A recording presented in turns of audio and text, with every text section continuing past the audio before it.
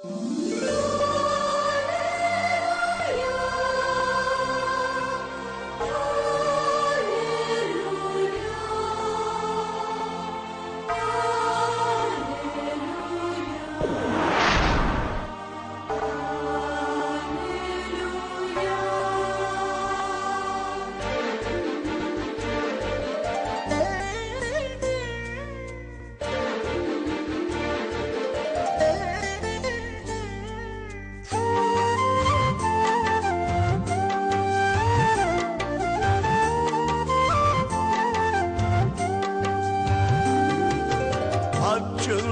సింహాసనముపై ఆసీనుడా, దేవదూతలు ఆరాధించు పరిశుద్ధుడా, యేసయ్యా నా నిలువెల్ల నిండియున్నావు.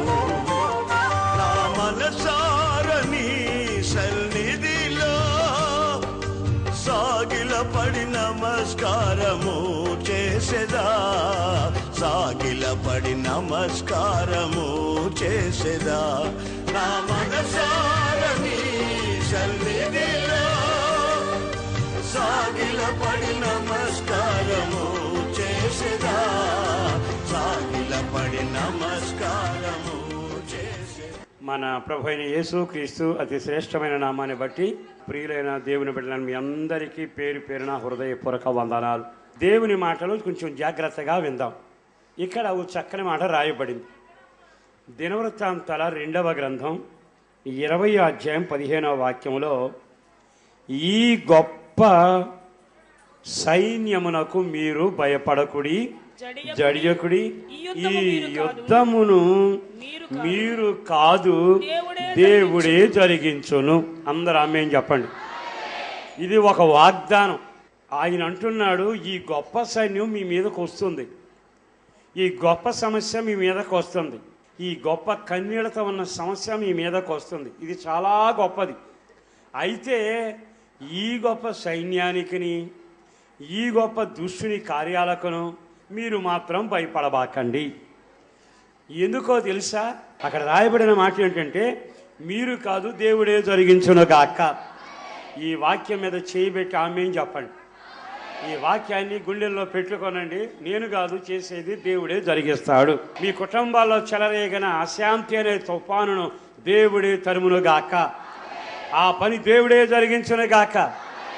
ఎందుకో దేవుని కార్యాలను ఇంట్లో జరగబోతా ఉన్నాయి. ఈ వాగ్దానాన్ని చేత్తో పట్టుకోనండి. అది ఆయుధం లాంటిది. అది పట్టుకున్నాం, దేవుడే జరిగిస్తాడు, దేవుడే జరిగిస్తాడు. అది అక్షరాల నిజం. ఆ కార్యం ఈ నెలలో ప్రత్యేకంగా నీతో మాట్లాడుతూ ఉండగా ఈ మాట మనసులో పెట్టుకుని నువ్వు చెప్పాల్సిన ప్రతిసారి అనాల్సిన మాట, భయంకరమైన తుఫాను, కానీ దేవుడే మన పక్షాన కార్యం చేస్తాడు, జరిగిస్తాడు. ఇక్కడ కొంత చరిత్ర చెప్పి కొంచెం ముందుకు వెళతాడు. ఇక్కడ ఒక రాజుగారు ఉన్నారు. అతగాడి పేరు యెహోషాపాతు. ఇతడు తన జీవితంలో చాలా భక్తి కలిగిన వాడు, చాలా మంచి క్రియలు చేసినవాడు.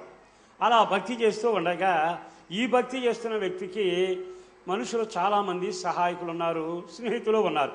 ఒక రోజున ఒక స్నేహితుడు ఇతగాడి కౌరు పెట్టాడు. ఏమని?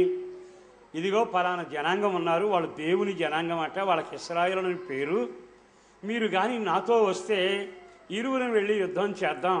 స్నేహితుడా, మన ఇద్దరం స్నేహితులం కదా అని చాలా తేటగా ముచ్చటగా అడిగాడు. అడిగితే ఇతను స్నేహితుల మాట కాదనలేకపోయాడు. కానీ వెంటనే ఆలోచించి, మనం యుద్ధం ఎవరితో చేస్తున్నాం? అవతల జనాంగం ఎవరు? వాళ్ళెవరైనా మనకు కీడు చేసేవాళ్ళ? పోనీ వాళ్ళెవరైనా మన మీద దండయాత్ర చేసిన వాళ్ళ? కాదే, వాళ్ళు ఇశ్రాయేలు దేవుని నమ్ముకున్న ప్రజలు కదా, మౌనంగా భక్తి ఏదో చేసుకుంటారు కదా. ఆ భక్తి చేసుకునే వాళ్ళ మీదకి వాళ్ళ పని ఏదో వాళ్ళు చేసుకుపోతూ ఉంటే వాళ్ళ మీదకి మనం దండయాత్ర చేయటం ఏమిటి ఆలోచన రావాలి ఇతగాడికి. కానీ రాకపోక స్నేహం అని స్నేహితుడికి అప్పగించుకున్నాడు. చాలాసార్లు స్నేహం ఎక్కడ వరకు తెస్తుందో గమనించాలి. కొన్నిసార్లు మనమైనా మన పిల్లలైనా స్నేహాన్ని కోరుకుంటాం. స్నేహం తప్పని బైబిల్ బోధించరా. కానీ నీవు ఎవరితో స్నేహం చేస్తున్నావు? నువ్వు చేసే స్నేహం వల్ల నీకు మంచి జరుగుతుందా, చెడు జరుగుతుందా? చాలాసార్లు మనం స్నేహం చేయడమే ముఖ్యం అనుకుని, నాకు కాబట్టి ఈ స్నేహితుడు దొరికాడు, నాకు కాబట్టి ఇవి దొరికింది అని స్నేహం చేసేవాళ్ళు సంబరపడుతుంటారు. అది ఎంతవరకు వస్తుందో అర్థం కాకపోతే కొంపను ముంచుతుందని చెప్పక తప్పదు. సరిగ్గా ఇతగాడికి అలాంటి స్నేహితుడే యుద్ధానికి రమ్మంటే అదెంత పని, నేను నీకు రాకపోవడం ఏమిటి, నేను నీకు స్నేహితుడినే కదా అని వెళ్ళాడు. వెళ్ళాక అక్కడేం జరిగిందో తెలుసా? యుద్ధానికి అతగాడి సైన్యం, ఇదిగో భక్తి కలిగిన ఇతగాడి సైన్యం బయలుదేరితే ఆ రాజుగారు యుద్ధం బయలుదేరే ముందు హడావిడిగా లోపలికి వెళ్ళిపోయాడు. లోపలికి వెళ్ళి బయటకు వచ్చేటప్పటికే రూపం మారిపోయింది. వేషం మార్చాడు, వేషం వేసుకున్నాడు. యుద్ధ రంగంలో ముమ్మరంగా యుద్ధం జరుగుతూ ఉంది. ఆ సైనికులు ఈ యెహోషాపాతు మీద గురి నిలిపి ఇతడే రాజు అనుకుని అతను మారువేషంలో ఉన్నాడుగా, నెమ్మదిగా తరిమి కొడతా ఉన్నారు. బాణాలు వచ్చి మీద పడుతున్నాయి. గడగడలాడిపోయి అప్పుడు వెర్రి కేక వేశాడు, అయ్యా దేవా నేను పొరపాటు చేశాను, నన్ను క్షమించయ్యా అని. మన దేవుడు ఎవరో తెలుసా? అరిస్తే కాకి పిల్ల దగ్గరికైనా వస్తాడు, అరిస్తే ఉన్నానని జవాబు ఇవ్వగలిగిన వాడు. అరిసిన వాడిని చూసి వీడు నరహంతకుడా లేదా ఫలానా దేశస్తుడా, నా బైబిల్ చదివేవాడా, సినిమాలు చూసేవాడా అని అన్నాడు. ఆయన పిలిస్తే పలికే దేవుడు. నెమ్మదిగా పలికి అతన్ని నెమ్మదిగా ఇబ్బందులోంచి కాపాడేటప్పటికి బతుకు జీవుడా అని నెమ్మదిగా యుద్ధంలోంచి అతగాడు వచ్చాడు. ఇంటికి వస్తే రాజభవనం అట్లా మెట్లు ఎక్కుతున్నాడండి. ఆవరణలోకి వెళ్ళేటప్పటికి ఆ ఊళ్ళో ఉన్న దైవజనుడు వచ్చాడు. రాజా, ఎంతవరకు వెళ్ళొచ్చావు? నీవు నీతి కలిగిన వాడు, నీవు భక్తి కలిగిన వాడు, ఒక భక్తి కలిగిన కుటుంబంలో పెంచబడిన వాడు. నువ్వు అందరిలాగా పెంచబడలేదుగా. నీ భక్తి, నీ విధానం, నీ ప్రార్థన అంతా నీకుంది కదా. మరి నువ్వెవరి దగ్గరికి వెళ్ళావు? భక్తిహీనులకు సాయం చేయడానికి వెళ్ళావా? నీ పేరేమో భక్తుడు, నువ్వు చేసే పని ఏమిటంటే అమ్మో దేవుడు అంటే గడగడలాడుతూనే ఉంటావు, కానీ భక్తిహీనులకు సహాయం చేయడానికి వెళ్ళావు. సరే వెళితే వెళ్ళావు, అసలు అవతల జనం ఎవరో తెలుసా? వాళ్ళు నా జనాంగం, వాళ్ళు నా పేరు పెట్టబడిన వాళ్ళు. నా జనాంగాన్ని భక్తి కలిగిన నువ్వు ప్రేమించవు, కానీ నా జనాంగానికి విరోధంగా లేచారే శత్రువులు, ఆ శత్రువుడికి సహాయం చేయటానికి వెళ్ళావు. దేవుడు ఒక మాట నీతో చెప్పమన్నాడు. ఏం చెప్పమన్నాడయ్యా? నా యొక్క జనులకు అనుకూలంగా నీవు ఉండక నా జనుల శత్రువులకు నీవు స్నేహితులవయ్యావు గనక దేవుని కోపం నీ మీద మండుతుందని చెప్పమన్నాడు. ఆ మాట చెప్పగానే వణికిపోయాడు. వెంటనే ఆయన పాదాల మీద పడి ఎర్రిగా ఏడ్చాడు. అయ్యా, నేను చాలా తప్పు చేశానయ్యా. నేను ఉండవలసింది ఎవరితో? భక్తి కలిగిన వాళ్ళతో. నేను ఉండవలసింది ప్రార్థన చేసే వాళ్ళతో. వీళ్ళతో ఉండి వీళ్ళ క్షేమం కోరుకుని వీళ్ళతో నేను అభివృద్ధి పొంది నీ బిడ్డగా బ్రతకాల్సిన నేను ఈ భక్తి కలిగిన వాళ్ళకి శత్రువులు ఉంటే వాళ్ళతో స్నేహం చేసి నా జీవితాన్ని నాశనం చేసుకున్నాను. అయ్యా నన్ను క్షమించవా అని ఈ ఎలుగెత్తి దేవుని సందులో ఏడ్చి, ఇక బ్రతికున్నంత కాలం నేను మంచి క్రియలే చేస్తాను, ఇక బ్రతికున్నంత కాలం ప్రజల మధ్యలో సంచరించి ప్రజల్ని నీ వైపు తిప్పుతాను అని తీర్మానం చేసుకున్నాడు. ఇలా జరిగిపోయి నష్టం వచ్చి దేవుడు గద్దించి సరి చేసిన తరువాత అతనికి మరలా బుద్ధి వచ్చిన తరువాత అతను మరలా వాక్యానుసారంగా నడవాలని తీర్మానం చేసుకున్న తరువాత 20వ అధ్యాయం మొదటి వాక్యం చదవండి. మోయాబీయులను అమ్మోనీయులను యోవీయులను కొందరు దండెత్తి యెహోషాపాతు మీదకి వచ్చిరి. రాజస్థానంలో రాజుగారు కూర్చున్నాడు, ప్రజలకు న్యాయం తీరుస్తున్నాడు, దానకర్తగా నిలుస్తున్నాడు, చక్కటి ఉపదేశం చేస్తున్నాడు, కొంతమందికి న్యాయం చేస్తున్నాడు, తన పాత్ర ఏమిటో పోషిస్తున్నాడు. ఇలా ఉండగా ఉన్నట్టుండి ఒక అతను పరిగెత్తుకుంటా వచ్చాడు. అయ్యా రాజా, జనాంగం ముగ్గురు అనమాట, మోయాబీలు ఉన్నారు, అమోనీయులు ఉన్నారు, మోయేనీయులు ఉన్నారు. వీళ్ళ ముగ్గురు దండేసి తోస్తున్నారు, అది వాళ్ళు ఎన్గేదిలో ఉన్నారు అని ఈ రాజుగారికి వర్తమానం వచ్చింది. ఒళ్ళు వణికిపోయింది, భయపడ్డాడు. అక్కడ భయపడి అంతకు మునిపే యుద్ధంలో దెబ్బతిన్నాడుగా, అంతకు మునిపే కాని సహవాసం చేసి నాశనం అయ్యాడుగా, అంతకు మునిపే స్నేహితులు అంటుకుంటూ స్నేహితులను తిరిగి నాశనం అయిపోయాడుగా. ఇప్పుడు దేవుని దగ్గర సరి చేయబడినాక మరలా ముప్పు, మరలా యుద్ధం రావడం జరిగింది. అప్పుడు గలగలలాడిన వాడు మరలా స్నేహితులు కబురు చేసి అడగల. ఇతడు ఏం చేశాడు తెలుసా? తిన్నగా మందిరానికి వెళ్ళిపోయాడు. మందిరానికి వెళ్ళి అక్కడున్న వాళ్ళందరినీ మందిరానికి పిలిచాడు. ఎప్పుడైతే పిలిచాడో వాళ్ళందరిని రమ్మని చెప్పగానే 4వ వాక్యంలో యెహోవా యొద్ద విచారించుటకు యోధా పట్టణములన్నిటిలో నుండి జనులు వచ్చిరి, యెహోషాపాతు యెహోవా మందిరములో క్రొత్త శాల ఎదుట సమాజంగా కూడిన యోదా యెరూషలేము జనుల మధ్యలో నిలబడి, నేను ఇక్కడ చెప్పే ప్రాముఖ్యమైన మాట ఏంటంటే, ఎంత గొప్ప సైన్యం వచ్చినప్పుడు ఇతడు ఏం చేశాడు, ఎంత గొప్ప సమస్య వచ్చినప్పుడు నువ్వేం చేస్తావు. ఈ రోజున ఇంత గొప్ప సైన్యం అనే మాట ఉంది. ఇంత గొప్ప తుఫాను, ఇంత గొప్ప నింద, ఇంత గొప్ప కరువు, ఇంత గొప్ప తెగులు ఏదైనా సరే ఒకవేళ నీ మీదైనా, నీ ఒంటి మీదైనా, నీ కుటుంబం మీదైనా, దేని మీదైనా ఎంత గొప్ప సైన్యం బయలుదేరి వస్తే నువ్వేం చేయాలనుకుంటున్నావు? నువ్వేం చేయాలనుకునేది నీ ఆలోచన. కానీ ఈరోజు దేవుని ఆలోచన నీతో చెప్పాలి నేను. ఇంత గొప్ప ఆలోచనకర్త ఏం చేశాడు అంటే, తాను ఇప్పుడు ఇంత గొప్ప సైన్యము చేతిలో నుంచి విడుదల పొంది నెమ్మదిగా ఉండాలి అనుకుంటే తానట ఈ అధ్యాయంలో 3 చోట్ల నిలబడ్డాడు. ఎక్కడెక్కడ నిలబడ్డాడో తెలుసా? మొదటిది యోదా యెరూషలేముల జనముల మధ్యలో నిలబడి, మొదటి మాట. రెండవది ఎక్కడ నిలబడ్డాడు? 12వ వాక్యాన్ని మళ్ళా చదువుదాం.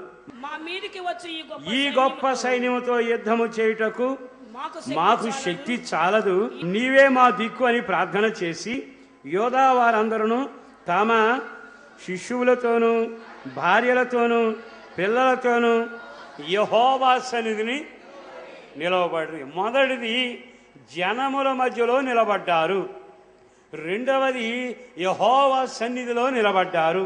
మూడో మాట కూడా మీతో చెబుతాను, అది 17వ వాక్యం. ఈ యుద్ధములో మీరు పోట్లాడవలసిన నిమిత్తం లేదు, యోధా వారలారా, యెరూషలేము వారలారా, మీరు యుద్ధ పంక్తులై తీర్చి నిలబడుడి. రాజు చేసిన ఈ 3 కార్యాలు ఎవరు ఈరోజు చేసినా ఎంత గొప్ప సైన్యం వచ్చినా నీకు జయమే కలుగునగాక. నీవు నిలబడవలసిన స్థలం ఏదో మొదటగా నీకు తెలియాలి. బైబిల్లో మూలవాక్యం ఏముంది? మీరు కాదు యుద్ధం చేసేది, నేనే జరిగిస్తా అన్న దేవుడు ఈ రోజున నీ కార్యాలన్నీ జరిగించునుగాక. నీ చీకటిని తరిమి వెలుగుతో నింపునుగాక. దేవుడే జరిగించునుగాక. ఈ రోజున మీరు కాదు, దేవుడే జరిగించున్నాడు. ఆ దేవుడే జరిగించే కార్యం జరగాలి అనుకుంటే నీవు 3 చోట్ల నిలబడాలి. మొదటిది జనముల మధ్య. 6వ వాక్యంలో మా పితరుల దేవా యెహోవా, నీవు ఆకాశమందు దేవుడవై ఉన్నావు, అన్యజనుల రాజ్యములను ఏలువాడవు నీవే. నీవు బాహుబలము గలవాడవు, పరాక్రమము కలిగిన వాడవు, నిన్నెదిరించుటకు ఎవరికి నీ బలము చాలదు. ఇక్కడ చక్కని మాట అన్నాడు. ఇతడు 2 విషయాలు అక్కడ ప్రస్తావించాడు. ఏమని ప్రస్తావించాడంటే, దేవుడి దగ్గర ప్రార్థన చేస్తూ, అయ్యా నీ బాహుబలం గొప్పది, రెండవది ఆకాశమందు దేవుడివై ఉన్నావు, భూమి మీదే కాదు ఆకాశమందు నీవు దేవుడివై ఉన్నావు, నీ బాహువేమో గొప్పది. మరో విచిత్రం ఏమిటో తెలుసా? అన్యజనులకు కూడా ఏమై ఉన్నావు, నీవు రాజువి దేవుడివై ఉన్నావు అని చెప్పి 12వ వాక్యంలోకి వద్దాం ఒక్కసారి. ఈ గొప్ప సైన్యముతో యుద్ధము చేయుటకు మాకు శక్తి చాలదు. ఇతర ప్రార్థన చేసేటప్పుడు చెప్పిన 2 మాటలు విలువైన మాటలు. అయ్యా ఈ గొప్ప సైన్యముతో యుద్ధము చేయుటకు మాకు శక్తి చాలదు. నువ్వు ఆకాశానికి దేవుడు, నీ బాహుబలం గొప్పది, నువ్వు నాకే కాదు అన్యులకు కూడా దేవుడివి. వాళ్ళ ముందు నిలబడటానికేమో నాకు బలం చాలదు, నీ ముందు నిలబడటానికేమో వాళ్ళకు శక్తి చాలదు. ఆ వాక్యం చదివిన ఎంత బాగా రాశాడు. నిన్ను ఎదిరించుటకు ఎవరికి నీ బలము చాలదు. ఈరోజు ఇతను చెప్పే మాట ఏంటంటే, దేవాన్ని మొదలుపెట్టాడు, ఆకాశమందు ఉన్నవాడని మొదలుపెట్టాడు, మొదలుపెట్టి మోకాళ్ళ మీద అంటాడు, ఆ గొప్ప సైన్యం అదుగదుగదుగో ఈ గొప్ప సైన్యం వచ్చిందే, ఈ గొప్ప సైన్యాన్ని ఎదిరించేందుకు నాకు బలము చాలదు. ఇక్కడ ఇతని ప్రార్థనలోని మర్మం ఏమిటంటే, నా బలం ఎంత, గొప్ప సైన్యం ఎదురొచ్చింది ఆళ్ళ బలం ఎంత, ఈ రెండిటి కంటే నీ బలం గొప్పది అని ఒక మాట అన్నాడు. నిన్నెవ్వడును ఎదిరించలేడు. అయ్యా నిన్నెవరు ఎదిరిస్తారయ్యా, నాకు బలం లేదు, కానీ ఆడు నిన్ను ఎదిరించే బలం లేదయ్యా. ఆ దేవుణ్ణి ఘనపరచడంలో ఉంది. దేవుని దగ్గర అతను మాట్లాడుతున్న మాటలు అంటున్నాడు, నా బలం నాకు తెలుసు, వాళ్ళు నన్ను జయిస్తారు కానీ నిన్ను జయించలేరు, నీ బలం గొప్పది అని దేవుని బలాన్ని జ్ఞాపకం చేసుకుంటూ, ఘనపరుచుకుంటూ, స్తుతి చెల్లించుకుంటూ ఆయన కొనియాడుతున్నాడు. ఈ రోజున రహస్యం చెప్పనా, చాలాసార్లు దేవుడి దగ్గర నువ్వు చేస్తావనుకుంటున్నాను ప్రభా, చేసి తీరుతావనుకున్నాను ప్రభా, నాకు ఈ పరీక్షలో జయమిస్తావనుకున్నాను ప్రభా, ఈ ఉద్యోగం ఇస్తావనుకున్నాను ప్రభా, నీ బలం గొప్పదే ప్రభా అని మనం చాలాసార్లు ఏదో ఒక మాటనే మానేస్తాం. కానీ నువ్వు చేయగలిగింది నేను బలహీనుణ్ణి అనేది మొదలు గుర్తుపట్టాలి. రెండవది, నీ శత్రువు ఎంత బలవంతుడైనా నేను ఆరాధన చేస్తున్న ఆ దేవుణ్ణి ఎదిరించగలిగిన వాడు ఒక్కడును లేడు అని నీ నోటితో ఒప్పుకుంటూ దేవుని శక్తిని ప్రతిరోజు మీరు గణపరచుదురుగాక. నువ్వు మోకరించినప్పుడు అనాల్సిన మాట తెలుసా, నీ శక్తి ముందు వాడికి బలము లేదయ్యా, ఈ సమస్య నిన్ను ఎదిరించేందుకు దానికి బలము లేదయ్యా, నీ బలం గొప్పది. తుఫానుకి ఉన్న బలం ఎంత, నీకున్న బలం ఎంత? నువ్వు ఆకాశాన్ని విశాలపరిచావు, భూమిని గుండ్రంగా పెట్టి నీళ్ళ మీద వేలాడి కట్టావు, ఆకాశంలో నక్షత్రాలన్నీ అట్లా ఆరబోసి ఒక్కొక్క దానికి పేరు పెట్టి పిలిచావు. అందుకే దేవుడి దగ్గర అంటాడు, నిన్నెదిరించుటకు ఈ జనమునకు బలము, ఈ కష్టానికి బలము, ఈ రోగానికి బలము, ఈ మరణానికి బలము చాలదు. నిజంగా దేవుణ్ణి గణపరిచేటప్పటికీ ఆ దేవుడు ఎంత ఆనందపడిపోయాడండి. అది జనముల మధ్య మనం చెప్పగలగాలి. ఇప్పుడు రెండవది చెబుతాను, 13వ వాక్యం. తమ శిష్యులతోనూ భార్యలతోనూ పిల్లలతోనూ యెహోవా సన్నిధిలో నిలవబడి. అక్కడేమో ఇలాంటి ప్రార్థన చేయటానికి జనముల మధ్యలో ప్రార్థనాపరుడుగా ఉండడానికి అట్టి ప్రార్థన చేసేట్టుగా జనముల మధ్యలో సాక్షిగా నీ ఉందోగాక.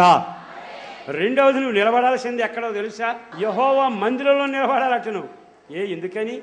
నా దేవుడు ఎప్పుడు కోరుకునేది ఏమిటో తెలుసా, నిన్ను నీ పిల్లల్ని కళ్ళారా చూడాలని కోరుకుంటున్నాడు, నిన్ను నీ కుటుంబాన్ని మనసారా దీవించాలని కోరుకుంటున్నాడు. కానీ యెహోవా సన్నిధిలో కుటుంబంతో నిలబడుతున్నావా? ఎందుకని? అది కూడా అడగాలిగా మనం దేవుణ్ణి. మరి ఖచ్చితంగా మీరంతా రావాలంటే ఆర్టీసీ ఛార్జీలు ఎంత అయినాయి? మన వాళ్ళు లెక్కలు. అందరూ వచ్చి ఇంటికాడ పాడుపిండేది ఎవరు? అందరూ వస్తే పరిస్థితి ఏమిటి? ఉన్నాయి కొన్ని పరిస్థితులు, ఇబ్బందులు లేవు అంటలా. కానీ దేవుని సందులో కనబడితే ఏమవుతుంది? మొదలుగా ఇతను ప్రార్థన చేశాడు దేవుని బలాన్ని గురించి. తర్వాత ఏమన్నాడు తెలుసా, దేవుని సందులో నిలబడ్డారు. ఎవరెవరు? పిల్లలంతా వచ్చి నిలబడ్డారు, కుటుంబం అంతా వచ్చి నిలబడ్డారట. వస్తూ గంప పట్టుకొచ్చాడట. గంప, ఈ గంపలో తన దశమ భాగమో ప్రథమ ఫలమో కనుకో తనకున్నది ఏదో కూర్చుకున్నది అని ఉంది. ఇక్కడ పరిగెరుకున్న దానికి కూలి చేసుకున్న దానికి తీసుకొచ్చాడు. తీసుకొచ్చినాక దైవజనుడితో చెప్పాలట. ఏమని చెబుతాడు చదవండి. ఆ దినములలో నుండి యాజకుని యొద్దకు పోయి యెహోవా మన పితరులకు ఇచ్చినని ప్రమాణము చేసిన. నేను చెప్తానేనండి, యాజకుడా మన పితరులకు వాగ్దానం చేశాడే ఆ దేశంలో నేను చేరుకున్నానయ్యా. అంటే నా తాతల నుంచి వచ్చిన వాగ్దానాలు దేవుడు నాకు ఇచ్చాడయ్యా. పాలు తేనెల దేశం అన్నాడే, ఆ దేశంలోకి నేను వచ్చానయ్యా. నిజంగా నా దేశంలోకి వచ్చాను, దేవుడిచ్చిన ఇంట్లోకి వచ్చాను, దేవుడిచ్చిన కుటుంబంలోకి వచ్చాను, దేవుడిచ్చిన ఉద్యోగంలోకి వచ్చాను, దేవుడిచ్చిన పిల్లలతో సంతోషించాను, దేవుడిచ్చిన ఆహారం వండుకు తిన్నాను అయ్యా, ఆ దేశంలోకి వచ్చానయ్యా అని నీ నోటితో ఒప్పుకొనుచు మన పితరులకు ఇచ్చేదనని ప్రమాణము చేసిన నేను వచ్చిన సంగతి నేడు నీ దేవుడైన యెహోవా సన్నిధిని ఒప్పుకొనుచు అతనితో చెప్పాలి. కానుక తెచ్చేసాడలా. కానుక తెచ్చి అయ్యా నన్ను ఆశీర్వదించిన దేశంలో ఉంచాడయ్యా నా దేవుడు. బైబిల్లో మనకున్న విధానం ఏమిటంటే కానుకిస్తాం ఆశీర్వదించబడ్డామని. ఇస్తే ఆశీర్వాదం వస్తుంది అంటే బేరం అన్నమాట. ఆయన ఒక గుళ్ళో ట్యూబ్లైట్ ఇస్తే నేను ఫస్ట్ క్లాస్లో పాస్ అవుతాను, ఇది బేరాలు ఆపేద్దాం, మార్కెట్ కాదుగా. ఇక్కడ నువ్వు నన్ను ఈ దేశంలో తీసుకొచ్చినందుకు, ఇప్పుడు దాకా బతికిచ్చినందుకు, ఇప్పటి వరకు ఈ బట్టలు ఇచ్చినందుకు, ఇప్పటి వరకు ఈ వాచ్ ఇచ్చినందుకు, ఇప్పుడు మందిరంలో నిలబెట్టినందుకు ఎంత చేసావు గనక అయ్యా నీ దీవెనలోనే నేను ఉన్నాను, నీ ఆశీర్వాదంలో ఉన్నానని నీవు యాజకునితో చెబుతూ ఈ అర్పణ తీసుకొచ్చి అక్కడ పెట్టాలట. ఒప్పుకొనుచు అనే మాట. నీవిచ్చేది 10 పైసలైనా 10,000 నువ్వు చెప్పగలిగింది ఒక్కటే, నీవిచ్చిన దేశంలో నేను ఆశీర్వదించబడ్డా, నీవిచ్చిన పంటను నేను తింటున్నా, నువ్విచ్చిన ఇంట్లో ఉంటున్నా అని ఒప్పుకొనుచు దైవజనుడికి చెప్పుకుంటూ గంప తీసుకొచ్చి పెట్టాలట. అమ్మో నా దేవుడు నన్ను నిజంగా వాగ్దాన దేశంలో ఉంచాడండి, రక్షణ దేశంలో ఉంచాడండి, ఆత్మాభిషేకం కలిగిన దేశంలో ఉంచాడండి, పరిశుద్ధులతో కూడుకునే దేశంలో ఉంచాడండి, ఆయన దేశంలో నేనున్నాను గనక ఇదిగో నా కానుక, ఇదిగో నా అర్పణ, ఇదిగో నా జీవితం అని దేవుని సాష్టాంగపడి నమస్కారము చేసి నీవును నీ ఇంటి వారికి నీ దేవుడైన యెహోవా దయచేసిన మేలంతటి విషయంలో నీవును లేవీయులను పరదేశులందరూ సంతోషించుదురుగాక. సంతోషం ఏమిటంటే నా గంపతో నేను అక్కడికి వెళతాను, అక్కడ ఒప్పుకుంటాను, సేవకుడు చెప్పుకుంటాను, ఆయన దేశంలో నన్ను ఆశీర్వదించాడు. ఈ సంవత్సరం అంతా దేవుడు నిన్ను ఆ దీవెనల చేత నింపునగాక. నీ ఇల్లు నీకే ఉండునుగాక. నీ పిల్లలు నీ కళ్ళ ముందే ఒరివో మొక్కల్లాగా వర్ధిల్లుదురుగాక. అయ్యా, నీవిచ్చిన దేశం ఏది ఏమైనా నీవిచ్చిన దానికి నేను నీకు నమస్కారం చేయకుండా ఉండలేను. ఇది నీవిచ్చిందని నేను ఒప్పుకోకుండా ఉండలేను అని ఒప్పుకుని చెప్పి ఆ గంపను అక్కడ పెట్టి సాగిలపడి కుటుంబ సభ్యులందరూ సంతోషించారట. ఆ క్రమం నేర్పడానికే దేవుడు అంటాడు, యెహోవా సన్నిధిలో నిలబడి. ఆమేన్. యెహోవా సన్నిధిలో మనం నిలబట్టడంలో ఎంత ఆనందం ఉంది, ఎంత దీవెన ఉంది. నిజం చెబుతున్నాను, నిజంగా మనం దేవుని సన్నిధిలో ఈ రోజున ఈ స్థితిలో ఉండగలిగామంటే ఆయన సన్నిధిలో ఉన్న కృపే. దేవుని సన్నిధిలో సంతోషం కలగాలంటే ఫ్యాన్లతోనో ఏసీతోనో విలువైన వస్తువులతో కాదు, కానీ దేవుని మందిరానికి వస్తున్న మీ అందరికీ నా దేవుని సంతోష సమృద్ధిగా కలుగునగాక. మీరు ఏ మందిరంలో ఎక్కడ అడుగు పెట్టినా నన్ను నా దేశంలో ఉండనిచ్చాడు దేవుడు. నా దేవుడిచ్చిన పంట, నా దేవుడిచ్చిన కృప. కేవలం ఇదేదో కానుక కొరకు మీరు ఎక్కడెక్కడి నుంచి వచ్చి కానుక ఇక్కడ ఇచ్చామని కాదు నా ఉద్దేశం. మీ దేవుని మందిరంలోకి వెళుతున్నా అక్కడ కానుక ఇవ్వండి. కానీ లేఖనం చెబుతుంది, నువ్వు ఉన్న దేశంలో దేవుడు నిన్ను ఆశీర్వదించినందుకు ఈ గంప దేవుని సందులో తీసుకుని వచ్చి అక్కడ పెట్టి యాజకునికి చెప్పి ప్రార్థన చేయించుకుని ఆయన సాగలపడే ఆ కార్యక్రమం యెహోవా సన్నిధిలో నిత్యము ఉండునుగాక. మరి యెహోవా సన్నిధిలో నువ్వు ఎందుకు నిలబడుతున్నావు? ఇంకో మాట కూడా చెబుతాను. యెహోవా సన్నిధిలో నిలబడటం అంటే అక్కడ 2 మాటలు క్లుప్తంగా చెబుతాను. యెహోవా సన్నిధిలో నిలబడి అని ఒక మాట ఉంది. తర్వాత ఇంకో మాట చదివిచ్చా, దినవృత్తాంతాలు, యుద్ధ పంక్తులుగా నిలబడి అనే మాట ఉంది. 2 మాటలు ఒకసారి చదవండి. యోధా వారలారా, యెరూషలేము వారలారా, మీరు యుద్ధ పంక్తులు తీర్చి నిలబడి. ముందేమో జనముల మధ్య నిలబడాలి సాక్షిగా, రెండవది మందిరంలో నిలబడాలి, మందిరంలో సంతోషించే గుంపులో నిలబడాలి, మందిరంలో నీ గంపతో నీవు నిలబడాలి. దేవుడు నీ కొరకు యుద్ధం చెయ్యాలి అని అనుకుంటే మొదటగా ఆయన సన్నిధిలో ఆయన జనముల మధ్యలో సాక్షిగా ప్రార్థనాపరుడుగా నిలబడదువుగాక. రెండవదిగా యెహోవా మందిరంలో నిలబడి గంప ద్వారా దేవుని యందు సంతోషించేటట్టుగా చెప్పుకుంటూ, అయ్యా నీ కృపేగా నేను బతకడం, ఈ గంప నీదేగా, నాది నువ్విచ్చిన నేలేగా, నువ్విచ్చిన పిల్లలేగా అని ఆయన ఇచ్చిన దాన్ని ఆయనకి ఇస్తూ దేవుని సన్నిధిలో సంతోషించే యెహోవా సన్నిధిలో అనుభవం ఉండాలి. అక్కడి నుంచి 3వ చోటకు వచ్చేడు అతను. మొదటిది జనముల మధ్య, రెండవది మందిరంలో, మూడవది సైనికుడు. అందరూ ఆమేన్ చెప్పండి. ఇతను ఎవరో యుద్ధ పంక్తిలో ఉన్నాడట. యుద్ధం చేసేది ఎవరో సైన్యం రాజులు తప్ప మనం చేస్తామా? నిజమే. మరి ఎక్కడేమో యాజకుడిగా ఉన్నాడు, ఇక్కడేమో రాజుగా ఉన్నాడు. ఆమేన్. యాజకులైన రాజులు, రాజులైన యాజకులు. ఇతడు ఇప్పుడు ఎవరో తెలుసా? జయవీరుడు. ఆమేన్. యుద్ధానికి బయలుదేరితే రాజు. ఇప్పుడు ఎవరో తెలుసా? దేశాన్ని ఏలేవాడు ఇతనే. ఆమేన్. శత్రుని జయించేవాడు ఇతనే. ఇప్పుడు ఆ రారాజు సైనికుడిగా మనం పోరాడుదుము గాక. మనం వెళ్ళిన చోటలా జయమే కలుగునగాక. ఆధిపత్యం అధికారం మన చేతికి ఉండునగాక. నిజంగా ఎంత చక్కని మాటలు రాశాడని. నువ్వు అనామకుడివి కాదు, నువ్వు రాజువి. నువ్వెవరో తెలుసా? రాజరకం హోదా ఉండాలి. చిన్నపిల్ల చేష్టలు చేయబాకేక. నువ్వు రాజరకం. టీవీగా పరిగెత్తుతావు, యుద్ధం చేస్తావు, శత్రువుని హతమారుస్తావు. ఎక్కడికి వెళ్ళినా రాజమర్యాదలే నీకు జరుగునగాక. రాజ్య అధికార ఉంగరమే నీకుండునగాక. మరి ఈ మాటలన్నీ విన్న తర్వాత నిజంగా నువ్వు నిలబడవలసిన చోట్లో ఉన్నావా? ఒక పక్కన ఎంత గొప్ప సైన్యం వస్తుంది, ఒక పక్కన ఇంత గొప్ప సమస్య వస్తుంది, ఇంత గొప్ప కన్నీళ్ళు వస్తుంది, ఇంత గొప్ప వేదన వస్తుంది. అయినా నువ్వు ఈ 3 చోట్ల నిలవగలనని తీర్మానం ఈరోజు చేసుకుంటే మొదటి కార్యం ఏమిటో తెలుసా? నీ శత్రువులను ఆయనే తోలివేయును గాక. మొత్తం మీద యుద్ధానికి వెళ్ళారండి. యుద్ధంలో పాటలు పాడి దేవుని స్తుతించి జయం పొందారు. 4 కార్యాలు చేశాడు. ఒక కార్యం చదువుతాను వినండి. మొదటి కార్యం, వారు అంతటా వారే తొలగిపోయిరి, శత్రువులు నిన్ను వదిలి పారిపోవుదురుగాక. రెండవ కార్యం, తమకిష్టమైనంత మట్టుకు దోచుకొని పోగలిగినంత కంటే ఎక్కువగా ఒలుచుకొని కొల్ల సొమ్ము అతి విస్తారమైన దాన్ని కూర్చుకొనుటకు 3 దినములు పట్టాను. ఎప్పుడైతే యుద్ధం జరిగిందో వాళ్ళేమో నాశనం చేయడానికి వస్తానంటే దేవుడు అంటాడు, ఇదిగో నువ్వు పక్కండు, నేను యుద్ధం చేస్తా, నేనే జరిగిస్తా. మొత్తం మీద దేవుడు యుద్ధం జరిగించాడు. నిజంగా ఎంతటి దీవెనకరమైన కార్యాలు. ఆ తర్వాత కింద చదవండి, రాశాడు, నలు దిక్కుల నెమ్మది కలిగాను. నెమ్మదిగా ఉన్నారనే మాట బైబిల్ 30వ వాక్యం ప్రకారం అతని దేవుడు చుట్టూనున్న వారిని జయించి అతనికి నెమ్మదిని అనుగ్రహించగా యెహోషాపాతు రాజ్యము నిమ్మళముగా ఉండెను. యెహోవా వాగ్దానం మీ పట్ల నెరవేర్చబడును గాక. మరి ఈ రోజున దేవుడిని యుద్ధం చేయనిస్తారా? దేవుడే జరిగించాలని కోరుకుంటారా? నోటితో చెప్పండి, ఈ పెళ్లి నేను చేయలేను, మీరే జరిగించండి. ఇల్లు కట్టలేను, మీరే జరిగించండి. ఈ దరిద్రం నుంచి బయటపడలేను, మీరే జరిగించండి. నేను ఈ అప్పుల్లో బయటపడలేను, మీరే జరిగించండి. అనగలిగిన వాళ్ళు, ఆయన ద్వారా కార్యం చూడాలనుకున్న వాళ్ళు 3 తీర్మానాలు చేయండి. జనముల మధ్య నిలవాలి, యెహోవా మందిరంలో నిలవాలి, యాజకత్వం రాజులైన యాజక వంశంలాగా నిలబడి ఒక సైనికుల్లాగా ప్రభు కొరకు నేను నిలబడతానంటే మీరందరూ లేచి నిలబడండి.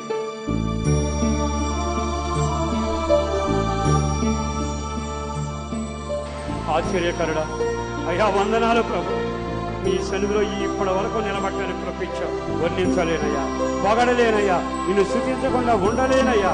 అయ్యా నా దేవుడు నీవేనయ్యా. బలమైన కార్యాలు జరిగించాలి. ఈ రోజు నుంచి నీవే జరిగించాలి, నీవే జరిగించాలి, నీవే యుద్ధం చేయాలి, నీవే వారిని తోలివేయాలి. నీవే నీవే నీవే యుద్ధము నీదే, నీ కార్యమే జరగాలి. నీవే పని మొదలు పెట్టాలి, నీవే దుష్టుని తరిమి వేయాలి, నీవే రోగాన్ని తరిమి వేయాలి, నీవే యుద్ధం జరిగించు. బలమైన కార్యాలు చేసి పేరుపైన బిడ్డలను దీవించండి. ఎవరెవరు ఏ సమస్యలు చెప్పుకున్నారో వారిని దీవించండి, చేతినడలో దాచిపెట్టండి. క్షేమాన్ని కలుగ చేయండి. కృప కలుగునగాక, కృప కలుగునగాక. మహత్తర కార్యాలు జరిగించి మీరు మహిమ పొందాలని యేసు పరిశుద్ధ నామాన ప్రార్థించి విన్నవించి స్తుతించి వేడుచూ ఉన్నాము తండ్రి. ఆమేన్, ఆమేన్, ఆమేన్.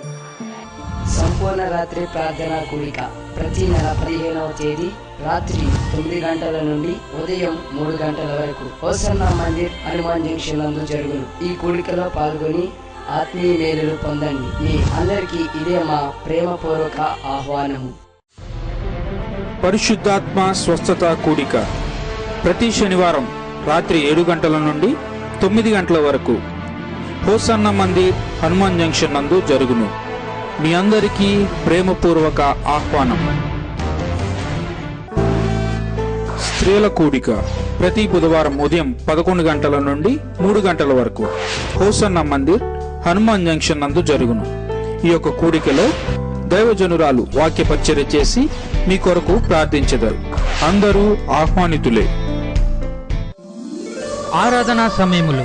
మొదటి ఆరాధన ప్రతి ఆదివారం ఉదయం 8 గంటల నుండి 10 గంటల వరకు Hosanna Mandir Ramayammapeta junction road Nuzvid నందు జరుగును. రెండవ ఆరాధన ఉదయం 10 గంటల నుండి 1 గంట వరకు హోసన్నా మందిర్ హనుమాన్ జంక్షన్ నందు జరుగును. మీ ప్రార్థనావసతుల కొరకు మమ్ములను సంప్రదించవలసిన మా చిరునామా పాస్టర్ దేవదాస్ గారు, hosanna Mandir, Nuzvid road, Hanuman junction. మా ఫోన్ నెంబర్ 9440772772 9032772772.